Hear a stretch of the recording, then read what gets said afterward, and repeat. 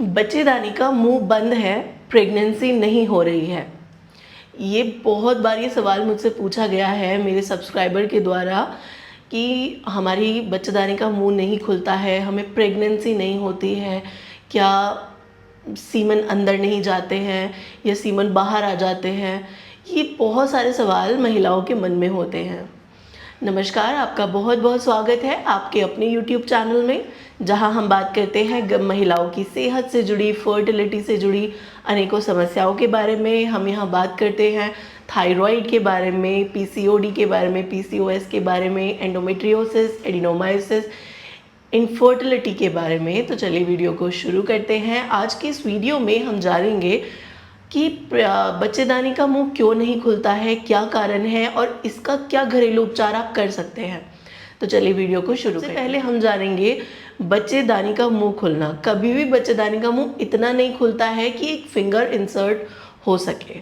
Alright, अब माने कि ये बच्चेदानी की कैनाल है, यहाँ इसे हम इंटरनल ऑस कहते हैं, जो कि अंदर बच्चेदानी का मुंह होता है, और ये नीचे बच्चेदानी के दो मुंह होते हैं, एक्सटर्नल ऑस और इंटरनल ऑस। ऑलराइट, तो यहाँ तक फिंगर पहुँचाना नामुमकिन है। ऑलराइट, आप यहाँ तक फिंगर टच कर सकते हैं। ये 1 से 2 mm ही खुलता है जब आपको ओव्यूलेशन का टाइम आता है। ऑलराइट, आपको ये बात क्लियर हो गई है कि बच्चेदानी के अंदर फिंगर इंसर्ट नहीं की जा सकती, बच्चेदानी का मुंह इतना नहीं खुलता है। अब क्योंकि सिर्फ सीमन को अंदर जाना है, तब ऐसा होता है कि 2 से 3 mm तक ये ओपन होता है और उसमें ही सीमन चला जाता है। ऑलराइट, अब क्या रीज़न है जो महिलाएं ये कहती हैं कि हमारी बच्चेदानी का मुंह नहीं खुलता है। मुंह ना खुलने का रीज़न है बच्चेदानी के मुंह पे इन्फेक्शन या इन्फ्लामेशन, सूजन या इन्फेक्शन का प्रेजेंट होना, जिसे हम सर्विसाइटिस भी कहते हैं। ऑलराइट, तो सर्विसाइटिस हो जाता है जिस कारण से बच्चेदानी का मुंह सूज जाता है, और बच्चेदानी का मुंह सूजने के कारण आपको प्रेगनेंसी नहीं होती है। सर्विसाइटिस एक बहुत बड़ा रीज़न है जिस कारण से आपको प्रेगनेंसी नहीं हो रही है। उसके अलावा आपके बच्चेदानी के मुंह पर कोई गांठ हो गई है, और बहुत सारे रीज़न हैं। हम यहाँ पर जो हमारे सब्सक्राइबर के द्वारा सवाल पूछा गया है कि बच्चेदानी का मुंह नहीं खुल रहा है और मुझे प्रेगनेंसी नहीं हो रही है, हम उस बारे में बात करेंगे। ऑलराइट, अब क्योंकि बच्चेदानी का मुंह नहीं खुल रहा है, तो हो सकता है बच्चेदानी के मुंह पर इन्फेक्शन हो गया हो या वहाँ पर सूजन प्रेजेंट हो। कुछ कारण होते हैं जिन कारण से ऐसा हो जाता है, जैसे कि STDs, सेक्सुअली ट्रांसमिटेड डिजीजेज। बार बार कहा जाता है, हर बार कहा जाता है कि सेक्सुअल एक्टिविटी हमेशा सेफ होनी चाहिए, सेफ सेक्सुअल एक्टिविटी को प्रैक्टिस करना चाहिए, तब आप STD से बचे रह सकते हैं। उसके अलावा एक कारण होता है बैक्टीरियल वेजिनोसिस। बैक्टीरियल वेजिनोसिस भी एक बहुत बड़ा कारण है सर्विसाइटिस होने का। सर्विसाइटिस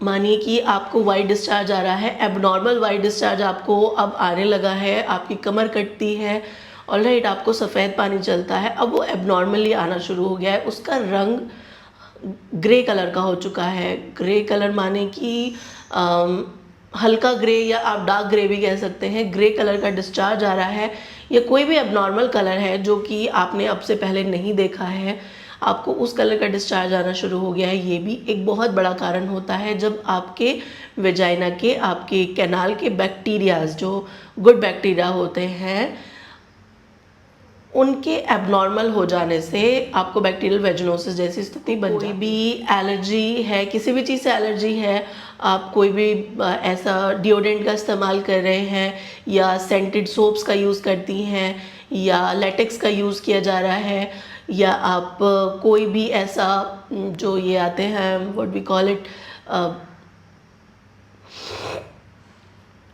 आप वॉशेस का इस्तेमाल कर रही हैं, सेंटेड वॉशेस का यूज़ कर रही हैं, आपको किसी भी चीज़ से एलर्जी है, यदि आपने वो यूज़ किया और आपको तुरंत इरिटेशन होना शुरू हो गई, लोअर एब्डोमेन में भारीपन जैसे लगना शुरू हो गया, तो ये भी एक कारण हो सकता है। उसके अलावा कोई भी फिज़िकल कारण हो सकता है। फिज़िकल कारण हम कह सकते हैं कि आपने पेसरीज़ का आप यूज़ कर रहे हैं, जो छल्ला पहनाते हैं, आप उसका यूज़ कर रहे हैं, या आपने कोई IUD, इंट्रायूट्राइन डिवाइस लगवा रखा है। देखिए, जब आप एक टैम्पॉन का यूज़ करते हैं, तो टैम्पॉन का यूज़ करने से भी आपको जो है सर्विसाइटिस जैसी स्थिति बन सकती है। मेंस्ट्रुअल कप से बहुत कम ऐसा होता है, लेकिन उससे भी हो सकती है।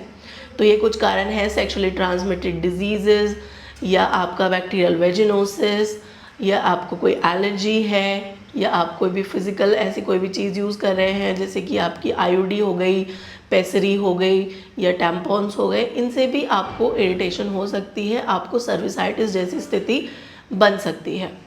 अब हम बात करेंगे इसमें क्या लक्षण आते हैं। यदि हम लक्षणों की बात करते हैं तो सबसे पहला लक्षण तो आपका डिस्चार्ज होता है, आपको ग्रे कलर का डिस्चार्ज आना शुरू हो जाता है। ऑलराइट, तो ये सबसे पहला लक्षण है। दूसरा, आपको भारीपन जैसे लगेगा, आपको ऐसा लगना शुरू हो जाएगा जैसे कि बहुत ज़्यादा वज़न मेरे लोअर एब्डोमेन पे है, बहुत ज़्यादा जैसे कोई पत्थर लटका दिया हो। आपको झुकने में, उकड़ू बैठने में, बैठकर खड़े होने में दिक्कत होती है। जब भी आप वॉशरूम जाती हैं तब आपको एक अजीब सी सेंसेशन महसूस होती है। रिलेशन बनाने के दौरान आपको बहुत एक्सेसिव दर्द होता है, एंड रिलेशन बनाने के बाद आपको दर्द तो होता ही है, साथ में आपको ब्लीडिंग भी आना शुरू हो जाती है। अब हम बात करेंगे इसके कुछ घरेलू उपचार के बारे में। देखिए, जब हम बात करते हैं इसके ट्रीटमेंट की, जब हम बात करते हैं दवाइयों की, दवाइयों में आपको एंटीबायोटिक्स और एंटीवायरल दवाइयाँ और एंटी इन्फ्लामेटरी दवाइयों का प्रयोग किया जाता है। अब हम बात करेंगे कुछ होम रेमेडीज़ के बारे में। होम रेमेडीज़ में अब हम बात करेंगे कुछ होम रेमेडीज़ के बारे में। होम रेमेडीज़ में सबसे पहली होम रेमेडी आपके किचन में आपको बहुत इजीली अवेलेबल हो जाती है, जिसे हम अजवाइन कहते हैं, अजवाइन। ऑलराइट, तो क्योंकि बहुत ज़्यादा इन्फ्लामेशन है, क्योंकि बहुत ज़्यादा इन्फेक्शन है, तो अजवाइन उसमें बहुत अच्छे से वर्क करता है। आप अजवाइन को पानी में बॉईल करें और आप उसका पानी पी सकते हैं। नंबर 2, आपको अजवाइन को गर्म पानी में डालना है और एक टब में आपको उसे डाल करके उसके अंदर बैठ जाना है। आपने सिट्स बाथ के बारे में सुना होगा। यदि आप ऐसा करते हैं तो ये जो हीट होती है ये आपके सर्विक्स तक, बच्चादानी के मुंह तक पहुंचती है और वहाँ की सूजन को, वहाँ के इन्फेक्शन को धीरे धीरे ख़त्म कर देती है। ऑलराइट, तो आप ऐसा कर सकते हैं। वहीं उसके अलावा आप अजवाइन का पानी आपको हर दिन मॉर्निंग में आप उसको पी सकते हैं, सिट्स बाथ ले सकते हैं, आप अजवाइन के पानी से नहा भी सकते हैं। तो आप इतना कुछ कर सकते हैं। ये कुछ होम रेमेडीज़ हैं जिससे कि आपकी बच्चेदानी के मुंह की सूजन बिल्कुल ख़त्म हो जाती है। उम्मीद है ये दी गई इन्फॉर्मेशन आपके लिए हेल्पफुल रही है। उम्मीद है जिस सवाल का जवाब आप एक्सपेक्ट कर रहे थे आपको वो जवाब मिल गया होगा। यदि चैनल पर आप नए हैं तो चैनल को ज़रूर सब्सक्राइब करिएगा, बेल आइकन को दबाइएगा जिससे सबसे पहले नोटिफिकेशन आपको मिल सके। धन्यवाद।